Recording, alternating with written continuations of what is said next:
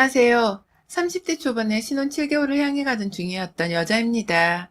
저는 코로나를 뚫고서 결혼식을 감행해 살고 있던 비혼의 코로나 신부예요. 하객들을 마음껏 초대하지도 못하고 갑작스레 규모까지 축소를 해버리느라 이걸 환불할지 미룰지 정말 오랜 고민을 많이 했었는데 그럼에도 결혼을 감행한 건 결국 돈 때문이었습니다. 예식을 계획대로 진행하지 못했다가 무르내야 하는 비용이 훨 많았었기 때문에 한 푼이라도 아끼며 신혼을 시작하고 싶었던 저희 커플은 에라 모르겠다며 결혼을 치렀어요. 저희 부부는 원래 결혼을 할 생각이 없던 어린 커플이었어요. 집 사는 것도 힘들고 내 집을 마련한다 해도 대출금에 허덕일 게 뻔한데 어느 누가 결혼하고 평생 은행빚만 갚으며 살고 싶겠냐고요. 다소 현실적인 문제를 먼저 생각하면서 별다른 후회 없이 결혼식을 치렀습니다. 아쉬운 건 많았지만 빨리 결혼을 하고 전셋집으로 들어와 드레스를 입을 생각에 다이어트를 더 하지 않은 채 보통의 삶처럼 일하고 사랑하며 살고 싶었어요. 직장을 다니는 남편도 저와 같은 마음이었고요. 저희 부부는 둘 다 직장을 다니는 평범한 회사원입니다. 월급은 고만고만한 편이지만 제가 남편보다 월 40만 원가량을 더 벌고 있고 제가 연간 인센티브로 1,000만 원 정도가 나오기에 실질적인 월 수입으로 보자면 제가 100만 원을 좀 넘게 벌고 있었어요. 결혼을 하는데 여자 월급이 남자 월급보다 많은 게 좋은 거냐면서 저희 부모님께서는 남편과의 교제를 반대하기도 하셨습니다. 조금만 기다렸다 더 좋은 조건의 남자를 만날 수도 있을 텐데 뭐하러 굳이 지금 결혼을 하려고 하냐면서 좀 심하게 반대손을 드셨죠. 하지만 남편과 함께 연애를 4년 정도 해오면서 늘 한결같이 잘해주고 반듯하게 사는 모습이 참 좋았습니다. 결혼을 하고 나서도 술 문제나 여자 문제로 내 속을 전혀 썩일 것 같지도 않았고요. 그 점을 어필하면서 저희 부모님을 얼마나 설득하려고 했는지 몰라요. 남편도 시간이 나면 퇴근해서 저희 집으로 찾아와 부모님 앞에서 한마디라도 더 나눠보고 그 짓을 반년 정도 하니까 저희 부모님께서도 결혼을 마지못한 척 허락해 주시더라고요. 다행히 결혼을 하고 나서는 이제 완전히 자기 사람이 되었다고 생각을 하는 건지 부모님께서 남편을 아들마냥 잘 챙겨주고 계시고요. 반면 결혼 허락을 받기 힘들었던 저희 친정 부모님과는 달리 시부모님께 허락을 받아내는 건 정말 수월했습니다. 남편이 앞서 경험했던 저희 부모님과의 마찰을 경험 삼아 시부모님께는 절대적으로 제 월급에 대해서 함구를 하기로 했거든요. 둘 다 이름은 알려진 기업을 다니고 있었지만 제가 다니는 회사 자체가 워낙 계열사도 많고 대기업으로 알려진 곳이라서 시부모님이 절 어려워하기는 하셨는데요. 둘이서 돈을 잘 벌어모으고 살 수는 있겠니? 내 아들이 용돈 받아서 쓰고 사는 건 아닌가 몰라. 라며 시어머니께서 월급에 대해 살짝 물어보려고 질문을 던지신 말에 남편이 빗장을 쳤죠. 내가 더 돈을 많이 버는데 어떻게 이 사람한테 용돈을 받아? 용돈은 오히려 내가 줘야지.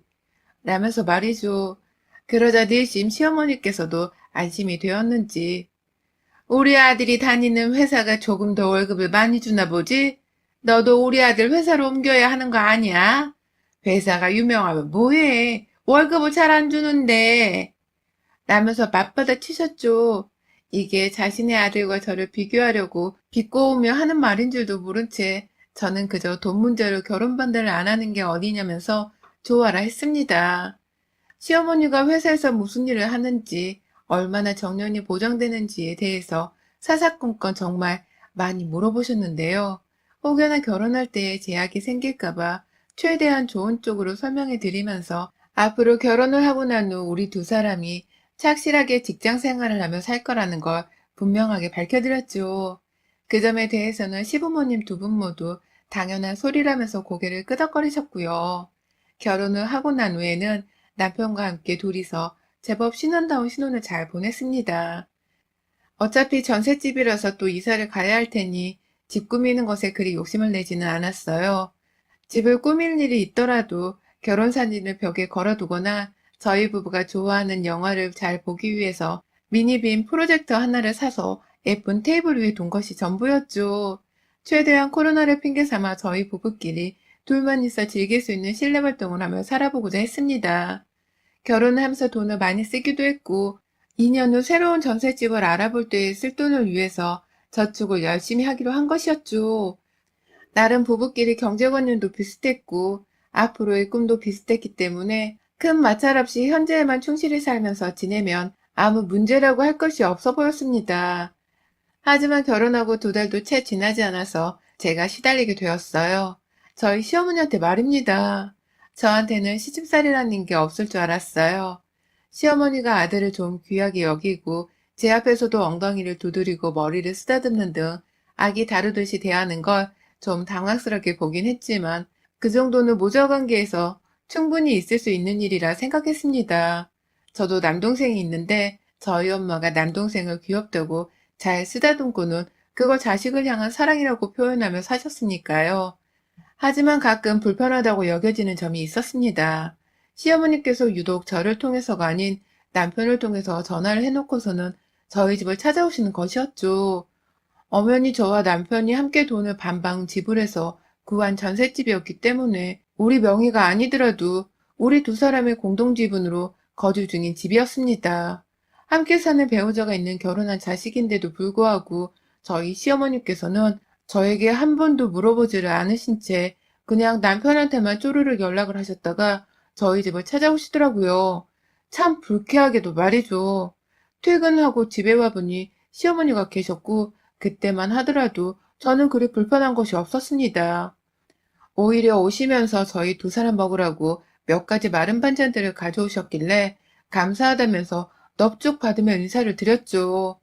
둘 다 직장인이라 밥하는 게 늘 고역이었으니까요. 그런데 그 다음날 또다시 시어머니가 퇴근 후 저희 집에 와 계시더라고요. 전날 줬던 반찬통을 가지러 갔다고 하면서 말입니다. 직장 거리 때문에 같은 시각에 퇴근을 하더라도 늘 남편이 저보다 먼저 집에 도착하는 편이었는데요. 남편이 문을 열어주는 건지 아니면 시어머니가 혼자서 저희 집에 먼저 와 계셨던 건지는 잘 모르겠더라고요. 하지만 늘 2사람이 저희 집안에 같이 있는 모습이 목격되었습니다. 바로 전날 반찬을 가져다 줘놓고는 제가 바로 새로운 통에 옮겨 담기로 원하셨었는지 다음날 또다시 찾아와서는 내 반찬통 줘야지 라면서 볼 일이 있어 찾아왔다는 걸 어필하셨어요.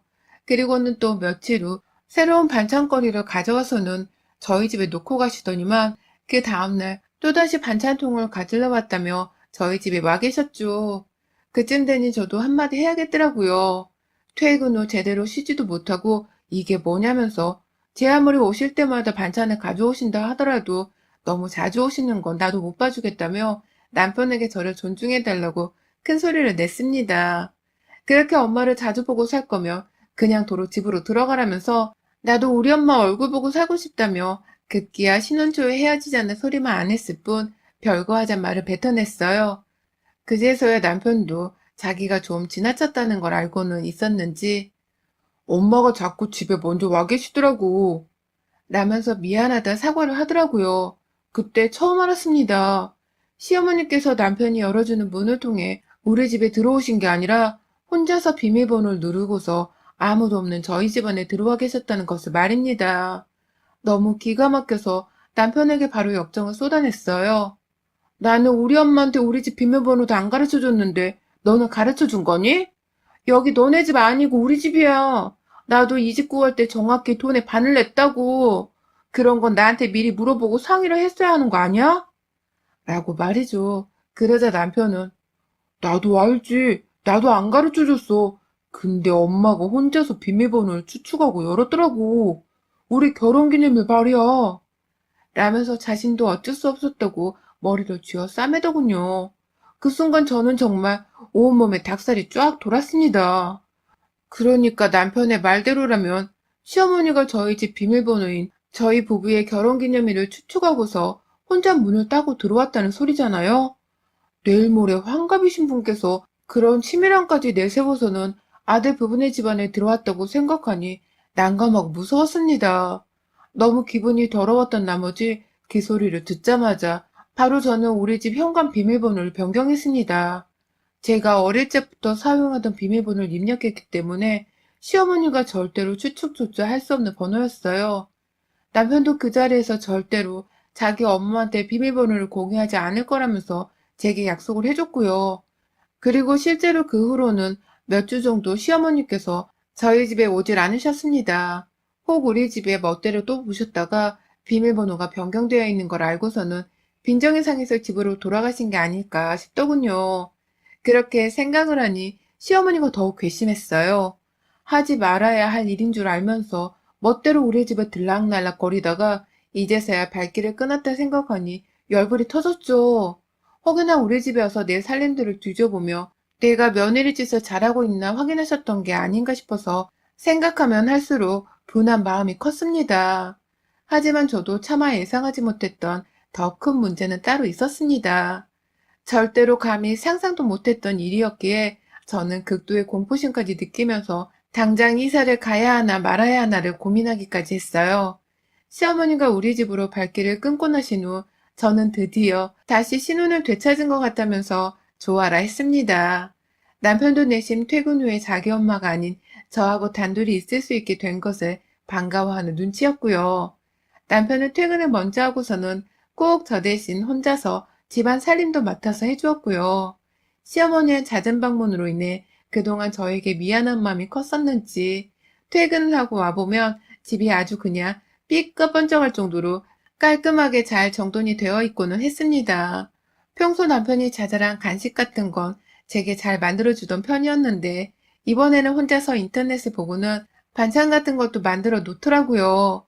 시어머니의 반찬을 안 먹는 대신 내가 시어머니 마냥 우렁각시가 되어주겠다면서 우스개 농담을 하면서요. 시어머니가 제게 딱히 우렁각시 같은 존재는 아니었기 때문에 그런 농담이 별로 재밌지도 않고 공감이 가지도 않았지만 그냥 그런 남편에게 고마웠습니다. 아무것도 하지 않고 쉬는 남편들도 많다던데 저희 남편은 적어도 저를 위해 고생을 해주는 편이었으니 고마울 수밖에요. 그런데 한 달 전쯤 정말 어처구니 없게도 출근 시간에 옷장 앞에서 머리가 갑자기 멍해지더라고요. 분명 제가 여름이 오기 전에 미리 사놨던 새 옷이었고 일부러 세탁소에 드라이클리닝까지 맡겨놓은 후 비닐 포장도 뜯지를 않고 있었어요. 그 옷이 홀라당 사라져버린 것입니다. 평소에는 계절이 안 맞으니까 입을 생각도 하지 못했던 바람에 옷이 옷장 안에 있는지 없는지를 알 수가 없었어요. 그런데 갑자기 입으려니 안 보였어요.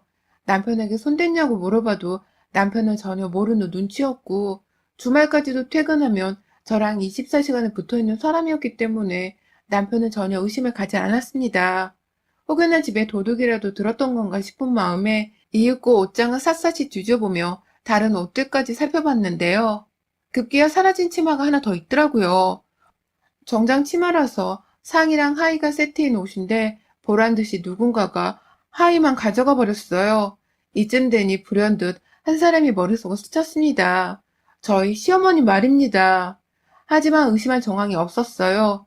저희 집에 왔을 땐 분명 반찬을 주시고는 오히려 빈손으로 집을 나가셨는데 옷을 언제 어디서 어떻게 훔쳐갔겠냐고요. 아무리 생각해도 말이 맞지 않았고 옷은 아무리 찾아봐도 집안 어느 곳에서도 발견되지 않았습니다. 첩첩산중인 상황에 정신이 혼미해졌죠. 한두 푼도 아닌 몇십만 원짜리 옷들이 사라졌으니 저로서는 돈이 아깝다는 생각 때문에 빨리 옷을 찾아야 했어요. 하지만 문제는 그것만이 아니었습니다. 옷을 잃어버린 후 도둑을 어떻게든 찾겠다면서 경비실에 CCTV 의뢰도 해놨고 내 집안에라도 카메라를 설치해야 하는지에 대해 며칠 내내 고민을 하고 있었는데요.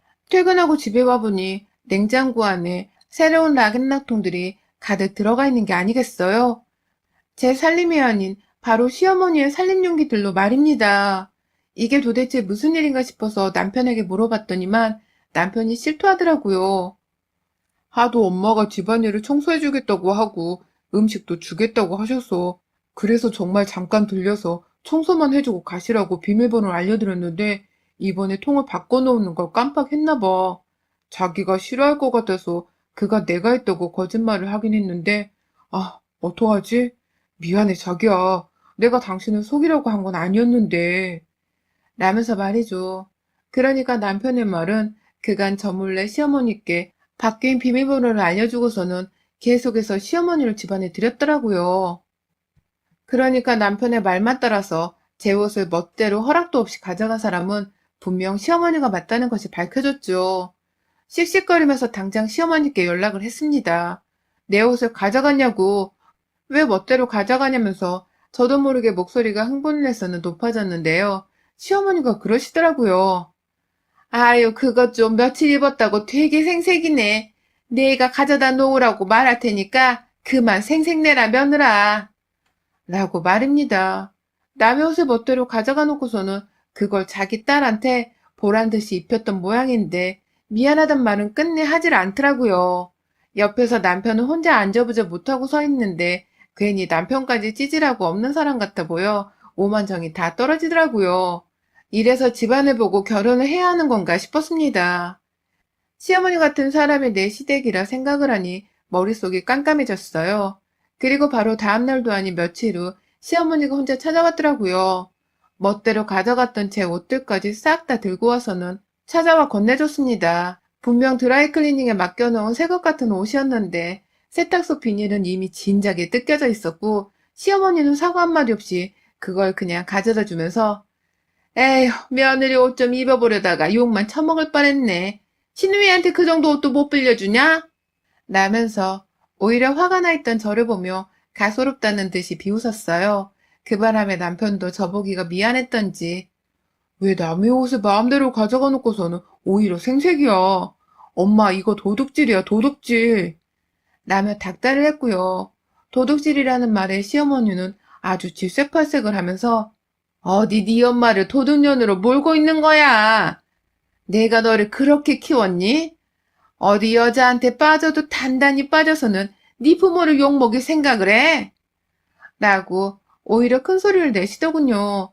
남의 옷을 도둑질해놓고서 미안해하는 표정 하나 없던 시어머니의 표정은 정말 생각할수록 분했습니다. 하지만 문제는 그게 끝이 아니었다는 거예요. 제가 시어머니의 행동에 너무 어처구니가 없고 분했던 나머지 현관 비밀번호를 바꿀 생각을 차마 못한 채로 다음날 출근을 했었는데요. 글쎄 시어머니가 또다시 저희 집안에 멋대로 들어오신 겁니다. 그리고 이번에는 글쎄 보란 듯이 당장 입으려는 여름 옷들을 들고 가셨더라고요. 마찬가지로 세탁소에 맡겨 드라이클리닝을 해놨던 저의 셔츠들을 말입니다. 하나도 둘도 아니고 제가 회사 출근하면서 번갈아 입으려고 사놓은 셔츠 여러 개를 그냥 한꺼번에 집어다가 가져갔더라고요. 이제 보니 세탁소에서 새 옷처럼 씻어놓은 옷들만 골라 가져가는 상습범이셨어요. 저랑 사이즈가 안 맞는 본인이 입을 리는 없고 역시나 하나 있는 자기 딸인 신우이한테 주고자 가져간 것이 분명했습니다. 남편한테 참다 참다 옷가지들을 던져가며 진절머리 난다고 소리를 질러댔고 당장 시무렁 신우한테 내 옷들 가져와서 내 앞에 와 사과하게 하라고 집안에서 난동을 피워댔어요. 사실 저희 혼인신고를 안 했거든요. 연애도 오래 하고 서로 잘하는 사이라고 자부했지만 그래도 함께 살아가는 건 다른 문제라 생각했기 때문에 혼인신고는 결혼 1년 차에 하려고 조금 미뤄두고 있던 상황이었습니다. 하지만 이런 식이면 혼인신고는커녕 바로 헤어지는 게 답이겠다면서 남편에게도 헤어지자 통보를 하며 저희 부모님을 집으로 불렀어요. 상황이 걷잡을 수 없게 커지자 남편도 상당히 겁에 질려 했습니다. 본인도 절대 시어머니한테 도벽이 있을 줄이라고는 예상을 못했다면서 급하게 자기 엄마한테 전화를 걸어서는 옷이랑 다 가져오라고 화를 내더라고요. 수화기 너머로는 시어머니가 며느리 어쩌고 하면서 제욕을 하는 게 아주 선명하게 들려왔지만 남편 또한 이대로 헤어지게 생겼다면서 겁을 주니 시어머니도 별 수 없다는 듯이 알겠단 말을 남기곤 전화를 끊으셨습니다. 그리고 저는 먼저 집에 찾아온 저희 친정 부모님께 이 사실들을 털어놓으면서 별 거지 같은 시댁을 다 보겠다 라며 울음을 터뜨렸네요. 친정 부모님도 별일을 다 당해본다며 시어머니를 함께 기다리셨고 그러던 중 경비실에서 아저씨가 집을 찾아오셨어요. 제가 얼마 전에 집에 도둑이 든 것 같다면서 경비실에 CCTV를 보고 싶다 요청을 했었는데 제가 건네드린 USB에 아저씨가 의심되는 관련 영상들을 담아주셨어요. 그리고 저는 저희 친정부모님 그리고 남편이 보는 앞에서 그 CCTV 안에 담겨있던 시어머니의 만행을 낱낱이 보게 되었습니다. 이제 보니 하나가 아닌 두 사람이 짓거리였더라고요. 저희 부부가 출근하고 없는 사이에 집에 벗어 옷을 가져가는 신우의 모습이 하나 찍혀 있었고 그 후에는 두 사람이 같이 집에 찾아와서는 신우가 먼저 옷을 들고 주랭랑을 치는 모습 그리고 그 후 저희 부부가 퇴근하는 바람에 시어머니는 반찬을 다 놔두고서 혼자 태어난 적 집으로 돌아가는 모습들까지 찍혀 있었습니다. 자세히 보니 시누이는 제 가방도 하나 가져갔더라고요. 그냥 주말 같은 날에 나들이용으로 쓰려고 샀던 조그마한 가방이어서 최근 잘 사용하지를 못했었는데 그걸 말입니다. 그제서야 옷장으로 가서 가방의 여부를 확인해 보니 제 가방은 확실히 제 옷장 안에 없었어요. 그로 인해 남편은 또 안절부절 못한 채로 시어머니께 전화를 걸어서는 가방까지 가져오라며 괴성을 질렀고요. 아파트 CCTV에 다 찍혀서 이러다 고소당할지도 모른다고 겁을 주니 그 전화를 끊고서 30분도 안 되어 시모가 시누이를 데리고 집에 도착을 했습니다.